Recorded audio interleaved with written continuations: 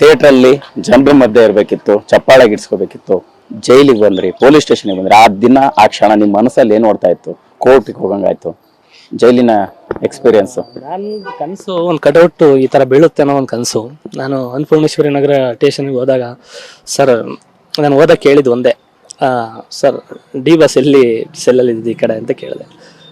ಇದು ಕಣಪ್ಪ ಅಂದರು. ಸರ್ ನಾನು ಅಲ್ಲ, ಯಾಕೆ ಸರ್ ಇಲ್ಲಿಂದನಾದರೂ ನನ್ನ ಕೆರಿಯರ್ ಒಂದು ಒಳ್ಳೆ ಬುದ್ಧಿ ಕಲ್ತು ಏನೋ ಗೊತ್ತಿಲ್ಲ, ಇಲ್ಲಿಂದಲಾರು ಒಂದು ನಂದೊಂದು ಜರ್ನಿ ಒಂದು ಏನೋ ಮುಂದೆ ಲಕ್ ಚೇಂಜ್ ಆದ್ರೆ ಅವರಿಗೆ ಒಂದು ಕ್ರೆಡಿಟ್ ಹೋಗ್ಬಿಡಲಿ, ಅಲ್ಲಿಗಾರೆ ಹಾಕಿ ಸರ್ ಅದು ಏನೋ ಗೊತ್ತಿಲ್ಲ, ತಿಳಿದೇ ಇಷ್ಟು ದಿವಸ ಏನೋ ನಾನು ಮಾಡ್ಕೊಂಬಿಟ್ಟಿದ್ದೀನಿ, ಇನ್ನು ಮುಂದಕ್ಕಾರ ಒಂದು ಒಳ್ಳೆ ಬುದ್ಧಿ ಕಲಿತೀನಿ ನಾನು ಕೇಳ್ಕೊಂಡೆ.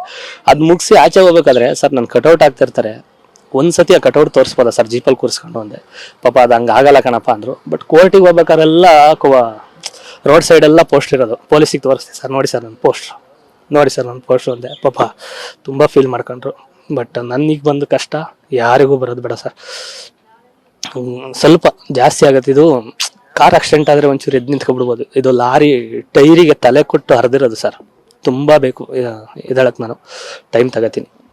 ಹಿಂಗೆ ಅಂದ್ರೆ ಏನಿದೆ ಇದರಿಂದ ಕಾರಣ ಏನು? ನೀವು ಅರೆಸ್ಟ್ ಆಗೋಕ್ಕೂ 10 ನಿಮಿಷ ಮುಂಚೆ ನನ್ನ ಜೊತೆ ಮಾತಾಡಿದ್ರಿ, ಒಂದು ಆಡಿಯೋದಲ್ಲಿ ಹೇಳಿದ್ರಿ ಸರ್ ಇದರಿಂದ ಷಡ್ಯಂತ್ರ ಇದೆ, ಪ್ರೀ ಪ್ಲಾನ್ಡ್ ಮಾಡ್ತಾ ಇದಾರೆ, ಸ್ಕ್ರಿಪ್ಟೆಡ್ ಅನ್ನೋಂಥದ್ದು. ಹಾಗಾದ್ರೆ ಏನು, ಯಾರು, ನಿಮ್ಮ ಮೇಲೆ ಯಾಕೆ ಇಷ್ಟೊಂದು ದ್ವೇಷ? ಏನ್ ಕಾರಣ ಬೇಕಲ್ಲ ಏನಾದ್ರು ಒಂದು ಅಂತ?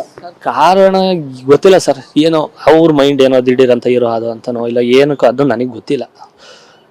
ಇಲ್ಲ ಈ ಸ್ಟಾರ್ಗೆ ಅಷ್ಟು, ಇಲ್ಲ ಯೋಗರಾಜ್ ಭಟ್ರು ಸರ್ ಬ್ಯಾನರು ಏನೋ ಮುಂದೋಗ್ಬಿಡ್ತಾನ, ಇಲ್ಲಿ ಏನೋ ಗೊತ್ತಿಲ್ಲ, ಅವ್ರ ಮೈಂಡ್ ಸೆಟ್ ಏನು ಅಂತ ಗೊತ್ತಿಲ್ಲ.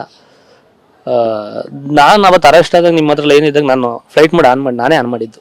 ಅಲ್ಲಿ ಹೋದಾಗ ಟಿವಿಲಿ ತೋರಿಸ್ತಾ ಇದ್ರು ಮನು ತಲೆ ಮರೆಸ್ಕೊಂಡು ಓಡಾಡ್ತಿದ್ದಾನೆ ಅಂತ. ಈಗ ಇನ್ನೂ 2 ದಿವಸ ತಲೆ ಮರೆಸ್ಕೊಂಡು ಓಡಾಡ್ಬಿಟ್ರೆ ಇನ್ನೂ ಏನೇನು ಆಡಿಯೋ ಬಿಟ್ಟು ನನ್ನ ತಲೆ ಮೇಲೆ ಚಪ್ಪಲಿ ಕಲ್ಲು ಹಾಕ್ಬಿಡ್ತಾರೋ ಅಂತ ನಾನೇ ಫ್ಲೈಟ್ ಮೋಡ್ ಆನ್ ಮಾಡಿದೆ. ಬಂದರು, ಕರ್ಕೊಂಡೋದ್ರು. ಇಲ್ಲ ನಾನು ಕಳ್ಳಾಗಿದ್ರೆ ತಪ್ಪಿಸ್ಕೊಂಡು ಓಡಾಡಬೇಕಿತ್ತು. ಬಟ್ ಕಾನೂನು ಏನಿದೆ ಅದ್ರ ಮೇಲೆ ಶರಣಾಗ್ತಿತ್ತು ಸರ್ ಅಂತ ಹೇಳ್ಬಿಟ್ಟು ಸೀದಾ ಬಂದೆ ಸರ್.